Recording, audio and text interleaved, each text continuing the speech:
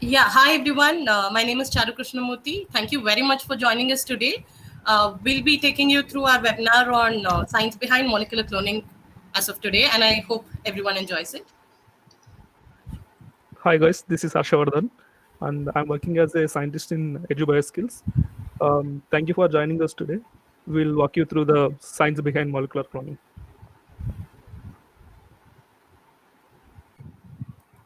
So today's outline is this. We'll start with the introduction, what is molecular cloning, and what is restriction endonucleases and their mode of action, and cloning and expression vectors. And one second. So to begin with, for the introduction, what exactly does cloning mean?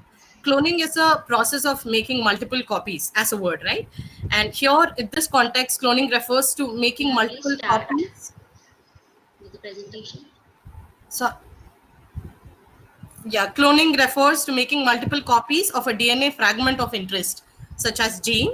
So, molecular cloning has played an important role in fundamental biological research.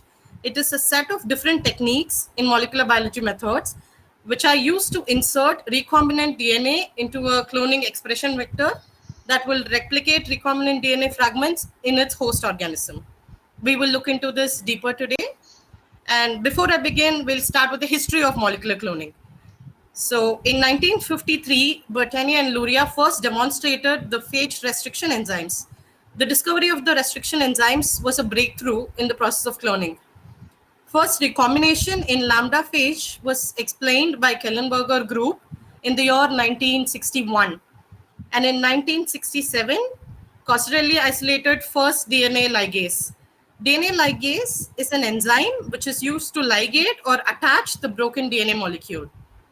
From 1968 to 1980, there were studies conducted and were able to demonstrate the role of restriction enzymes, which are termed as molecular scissors.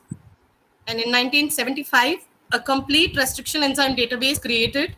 And by 1978, Smith, Arbor, and Nathans were awarded the Nobel Prize for their extensive work on the discovery of restriction enzymes. And once PCR and advancement came into picture, molecular cloning became very effective and most widely used. So the process of molecular cloning is listed out in 5 steps here. We will be individually going through each of these steps. For the first step is when you select the gene of interest and you cut them with the help of restriction enzymes. And the second step is when we select a vector based on our application and we cut the vector with the same restriction endonucleases to produce cohesive ends with the gene of interest. The third step is making the recombinant DNA by incubating the vector and the subject DNA together to anneal them, and this is done by using DNA ligase.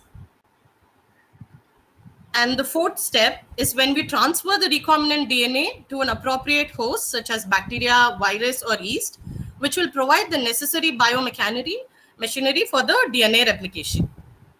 And we'll be going through these steps in detail as well. So, the final step is when we identify the host cells that contain the recombinant DNA. Now, I've listed out the steps. Let's look into it in detail. The first step. So unlike a protein, a gene does not exist in discrete entities in cell, but rather as a small region of a much longer DNA molecule.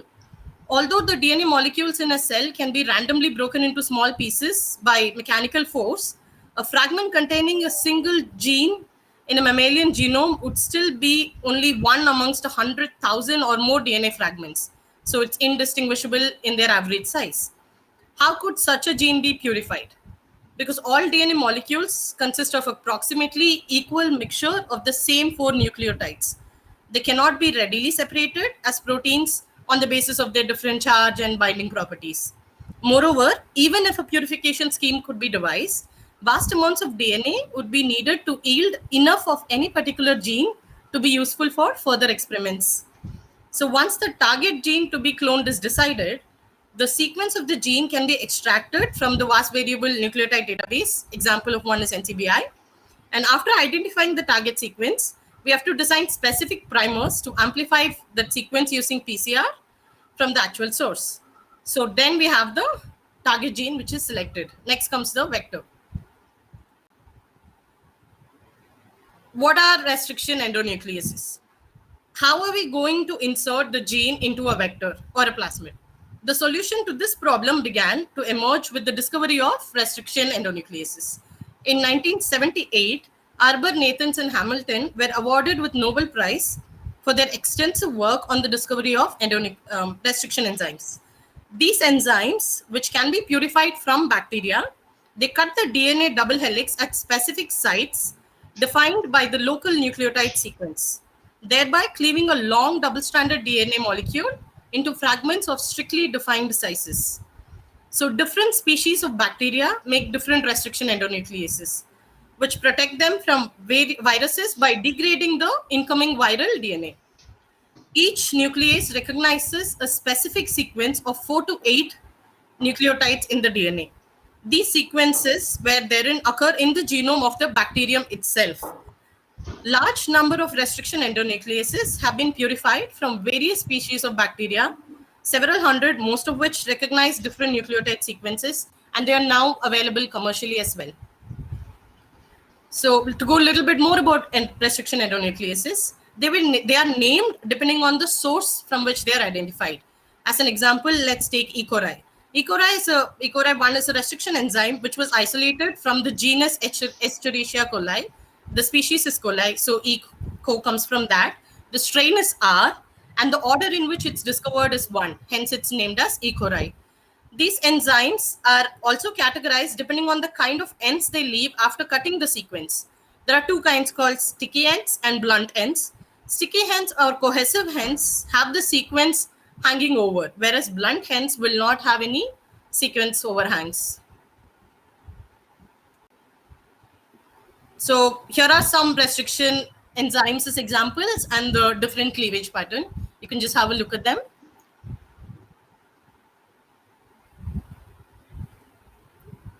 What is the mode of action for a restriction enzyme?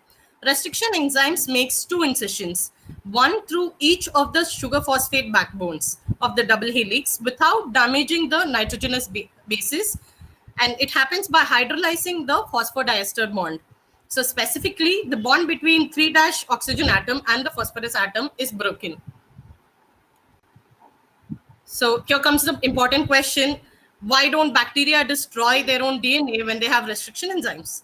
Even though bacteria produces the restriction enzymes, these enzymes do not cleave the bacterial genome. Let's see how.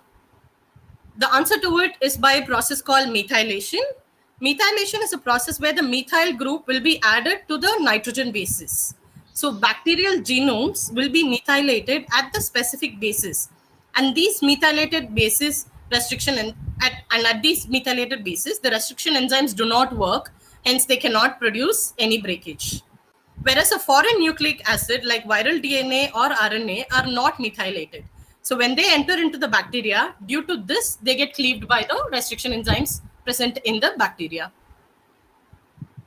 Now, with the help of these restriction enzymes, we can cleave the gene of interest and the plasmid, and then they can be ligated for our next step. So the next step is selecting the cloning vector. Sorry, once again. Yeah. So vector is nothing but a carrier. There are, here the plasmids are referred to as vectors. Plasmids are extra chromosomal DNA present in the bacteria. Along with the plasmids, viral DNA and yeast DNA can also be used as vectors. There are mainly 2 types of vectors, as in cloning vector and expression vector.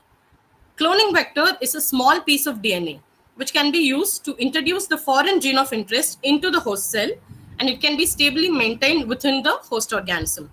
Whereas an expression vector is a plasmid that not only introduces a gene, but it also aids in the analysis of the gene via relevant protein product expression. So a cloning vector is used to produce multiple copies of the gene, whereas an expression vector is used to analyze the gene product, which may be the RNA or the protein which is produced by the inserted gene of interest. Examples of cloning vectors can be plasmids, cosmids, phages, bacterial artificial constructed chromosomes, and few others. And whereas only a plasmid can be an expression vector. These are the four main types of vectors: plasmids, cosmids, phages, and yeast artificial chromosomes. Here, plasmids are extra chromosomal DNA of bacteria. Phages are like viruses with lambda phages, which can be used as vectors. Cosmids are basically hybrids between the plasmid and the phage vectors. And yeast artificially synthesized chromosomes are also another type of vector. To go a little bit into each of the vectors, phage vector is a derivative from the bacteriophage, and it has a linear DNA, and it can insert up to 20 kilobase pair of fragments. Plasmid vector is a circular extrachromosomal DNA molecules naturally found in bacteria. They are self-replicating. They can insert pieces up to 10 kilobase pair in size. They have an origin of replication. They also have selectable markers like antibiotic, which will help you in deciding if the cloning worked. And they have unique restriction enzyme cleaving sites as well. The next one is cosmid vector, which is a hybrid between the phage and the plasmid vector. These are plasmids with cohesive end sites. They are used for in vitro packaging of phage capsids, which is where your gene of insert will be inserted. To clone the DNA fragments, they are again linear in design, and they are packaged in vitro, and they can hold up to 45 kilobase pair gene of interest. And the last one is yeast artificial chromosome vector. They have an origin of replication. They have 2 telomeres of the yeast and a centromere as well. They have a cloning site. They also have selectable markers like plasmids, and they can hold up to 200 to 800 kilobase pair of inserts. Okay, now we know about the different vectors. Let's begin with DNA ligase. After cutting the gene of insert and the plasmid, these two need to be ligated together. That's where the DNA ligase comes into the picture. Much like the discovery of enzymes that cut DNA, the discovery of the enzyme that could join DNA was preceded by earlier and salient observations. In the early 1960s, 2 groups discovered that genetic recombination could occur through the breakage and ligation of DNA molecules, closely followed by the observation that linear bacteriophage DNA is rapidly converted to covalently closed circles after infection of the host. Just 2 years later, 5 groups independently isolated DNA ligases, and they demonstrated the ability to assemble 2 pieces of DNA together. So how does it work? Ligation works by joining the 2 nucleic acid fragments through the action of an enzyme. The ends of the fragments are joined together by the formation of phosphodiester bonds between the 3' hydroxyl of one DNA terminus and the 5' phosphoryl of another. A cofactor is generally involved in this reaction, which is usually ATP or NAD+. And that concludes the 3rd step. The 4th step would be transformation. So transformation is a process by which foreign plasmid is introduced into the cell. So once the gene of interest is ligated into the plasmid, introduce the recombinant plasmid into the host has to be done. Then the plasmid replicates in the host bacterium. There are different types of transformations, and out of these, mostly chemical transformation and electroporation are the most common and popular ones. Both these methods will help in transferring the plasmid of insert with the insert into the bacterium. The 5th step is selection. So now the transformation is done. How will you identify whether it was successful or not? That's where identifying the host cell containing the recombinant DNA is very important. There are different screening methods in molecular cloning depending on the type of application and screening method. The screening method would change. The most popular method is blue and white screening. There are other ones like positive screening, colony PCR, and sequencing. I'll just give a little introduction of each of those now. The first one, blue and white screening. So how does it work? Is that in blue and white screening, a gene of interest will be inserted in the LAC-Z gene, due to which the LAC-Z gene will become non-functional. A LAC-Z gene, when it is functional, will produce a blue color product in the presence of X-gal. So after the transformation, the cells will be grown in a media containing X-gal, and all the transformed colonies will be white in color because they will not be able to produce the blue color since they have non-functional LAC-Z gene. Hence, the colonies which are in blue color are non-transformed cells. Positive selection. In positive selection, the plasmid will be selected with an antibiotic resistant gene where the host will lack it. So if the transformation is successful, when the cells are grown in the media containing the respective antibiotic, only the transformed cells will grow. Plasmids with the resistant genes will be protected in the host bacterium. Then comes colony PCR and sequencing. So in colony PCR, primers which are specific to the gene of interest are designed. Once the transformation is complete, the cells are actually grown in the suitable media for large-scale production. Post that, from this culture, a sample will be collected and plasmids will be isolated. The extracted plasmids will then be amplified with the gene-specific primer.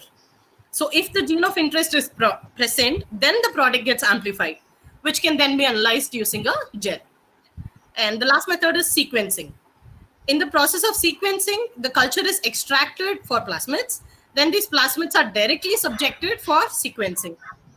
And once the data is obtained from the sequence, once the data is obtained, the sequence will be analyzed and the presence of gene of interest can be confirmed. This concludes the basic principle of cloning. Now I will leave it to Harsha to explain the process with an example. Harsha, please take over from here. Yeah, sure.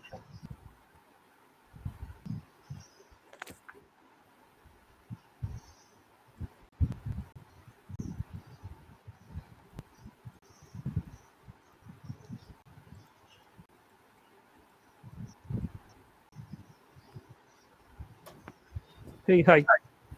So now we have seen what is molecular cloning, right? I will clearly explain you with an example how exactly it works. Okay.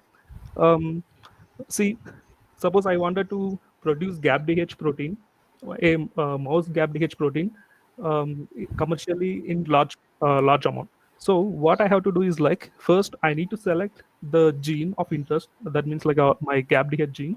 Then I have to insert it into a pet vector. Here, Charu already mentioned that there are like two different of vectors, which is cloning vector and the other one is the expression vector. So in cloning vector helps only to multiply the gene of interest. That means like if you want to make number of copies, then you can use a cloning vector and then just multiply the gene.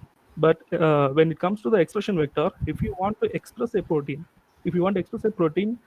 in vitro conditions, like artificially, if you want to produce a protein or something, then you can go for the expression vectors. Okay. So now what I'm going to do is like I'm going to isolate a gene which is coding for the GAPDH.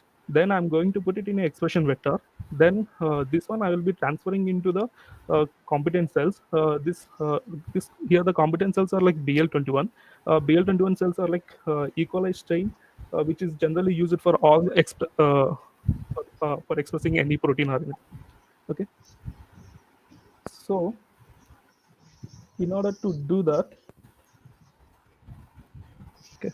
So first, what I have to do is like I will be isolating the RNA from liver of mouse. Then whatever the RNA isolated, I will be converting it into the cDNA. So why I am using the RNA here is RNA contains only the coding region. So it will be easy to identify my gene, and then I don't have to select all the introns and all the introns. So only exons will be present, which are like coding for any gene. Okay. Next, once the RNA is converted into cDNA, what I will be doing is like in the cDNA there will be so many genes. Here I actually wanted to clone only GAPDH. So what I do is like I will prepare a primer which are specific for my gene. Then I will use that primers and then amplify the cDNA for making the GAPDH gene. For making the multiple copies of the GAPDH gene. Then this GAPDH gene I will purify. But there is one interesting fact here. Since I'm selecting a gene randomly, so here my gene is GAPDH, but all the GAPDH in upstream they may not have the restriction enzyme. Okay. In vector, what I have selected, because these are like most of the vectors now available are like artificially prepared, so I will be having multiple restriction sites, whereas the selected gene may or may not have the restriction site. So what do I have to do? So I have to include a restriction site before any gene of interest. So for that, what I will be doing is like, I will use the help of any softwares which are available online. Suppose here there is a software called um, Design Your Primers. This is available from Takara website. So I will just go to that link. Then when I go to the link, I will be seeing all these parameters. Here it is asking what is my destination vector. So here I already know what vector I'm working on. So I'll be selecting the vector which is of my interest. Then after that, now I have to insert the restriction enzyme sequence for the gene. I will be selecting the option restriction digestion. So once I give my vector sequence, the complete backbone of the vector will be shown in your right hand side. So generally, most of the vectors which are available now are sequenced and then available in our database. So whichever vector you are working on will be easily accessible from any kind of primer designing websites. Okay. Suppose here I am working on the PET6HN vector, so I just simply typed that, and then I just got it from the drop down, and then I selected that particular name. So okay. After that, here in the linear in the top section, since I have to put a restriction site, I will be selecting the restriction digest. So once I select that option, in the pet vector, whatever the restriction sites are available will be shown here. Okay, here suppose I have selected here single cutters. In restriction enzyme, there are again two types. There are like single cutters and double cutters. So whichever is your application, based on that you will select the um, uh, I mean, like, you will select your enzyme. Here I am going to select the single cutter. Since it is hint 3 which I am looking for, I will just simply select that hint 3 here. Then now, since I know my gene, what I have to clone, I took the gene and then just directly copied here. Okay.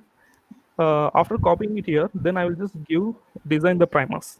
So when I just give the design the primers, next one page will be open, and then here you will get all the details of your primers which you have to order. Okay, these primers will contain, if you see at the 5' end of these primers, they will have the restriction site. Okay, so using these primers, you can actually amplify your gene of interest, which will include the restriction site in the upstream and then downstream of your gene. Okay. Now, see, if you see the red color one here in the purified gene, it has a restriction site. Before in the actual gene, there is no restriction site. But since we have done the PCR with modified primers, it included with the restriction site. And then pet vector, we know it already had the restriction site. So what we are going to do is like we will be digesting them with the HIN3 enzyme. Once we give a digestion, it will form a cohesive ends. Okay, these cohesive ends will be ligated, or here there is an advanced technique called infusion technique, where you can directly use a enzyme and then just ligate the entire step. That means like you will be ligating your gene of interest into the pet vector. Then once the pet vector is ligated into the gene of interest, then we have to transfer it to a expressing host. So since here the BL21 is a E. coli, what I told you, it's a competent cells.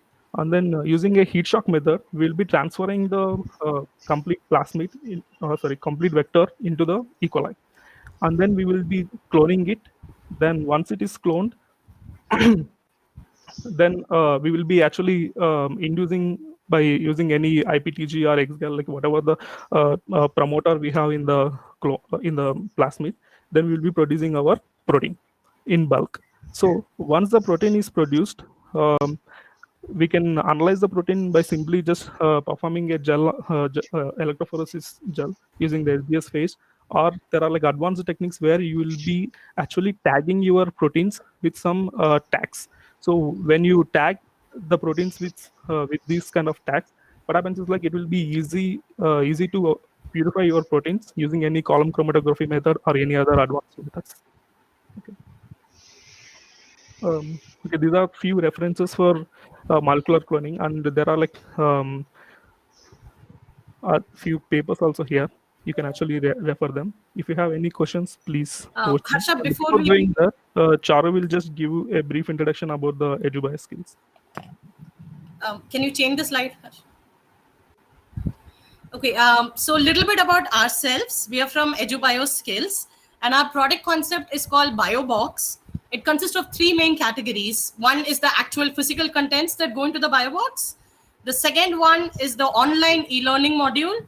And the third one is a report and evaluation tool. So basically what we are trying to achieve here is to make biology research available and accessible to everybody. And you should be able to choose what you want to learn. So we plan on making kits which are for your education and course-oriented curriculum mapped. And each bio box will come with all the contents required to perform the particular technique. Along with that, we have an online platform where you can learn more about it. And we also have reporting tools online where you can evaluate yourself and learn where you have to improve more and be better. So we have 5 different kinds of products. The next slide, Harsh. Yeah, our 5 different types of products are experience bio boxes, learning, training, project, and evaluation. I'll just give a brief introduction about each of them. So in experience bio box, it's to experience science, and it's for school children to start at the early age to make them more inquisitive. They do simple things like isolating DNA from a banana, any fruit, or isolating protein from milk, or understanding how many bacteria is present around us and how microorganisms are everywhere. They do this with hands-on experience through our kits, and that is experience BioBox. Learning BioBox, training BioBox, project BioBox is for college students, undergraduates, postgraduates, and research students. So learning BioBox are your traditional techniques that you would want to learn, be it PCR or cloning, sequencing, anything. We have a product for each of the techniques in molecular biology, biochemistry, microbiology across all your domains. You can look it up. I will share the link once I'm done with the introduction. Those are learning bioboxes. Training bioboxes is our unique product where we have identified basic skill sets required to work in a laboratory. When you go through college education, you learn techniques, but to perform those techniques, your basic skill sets has to be really strong. Simple things like pipetting, incubation skills, buffer making skills, these are really important. And when you know these things, you will be able to troubleshoot if you ever face an issue. So that's what training bioboxes are. They are basically micro projects by itself. Say if you take a buffer making kit, we will make you do a project, you will make multiple buffers, you will learn through making mistakes with your own failure model analysis, that you will forget to add an ingredient and make a composition without one particular chemical and see what happens. Look at the result and then troubleshoot yourself. So you will know the importance of each and everything that goes into making a buffer. So simple things like that have been made into micro projects. And Project BioBox is specifically for college students, because when you're studying, you struggle at doing it. Say you have to do a 6-month project. You don't really get to pick the topic. You have to apply to multiple people, and where you get selected, you do a project. So we want to eliminate that and make it accessible, where you can select the topic that you would want to work on, and we would provide you custom-made project bioboxes, where you just have to use it, go through our online platform, and you will get your results. And evaluation biobox is for industrialists to evaluate a candidate. Like while interviewing, all you will have to do is give an evaluation biobox, which will test the candidates from end to end. How good is their skill set, how accurate and precise they are, can they comprehend well, do they have problem solving skills, all by making a research project which they will do by themselves. These are our products in a nutshell. I'm just sharing a link in the chat box right now, which will take you to the Biomol page of EduBio Skills. Please have a look at it, and you can reach out to us for any queries and any questions.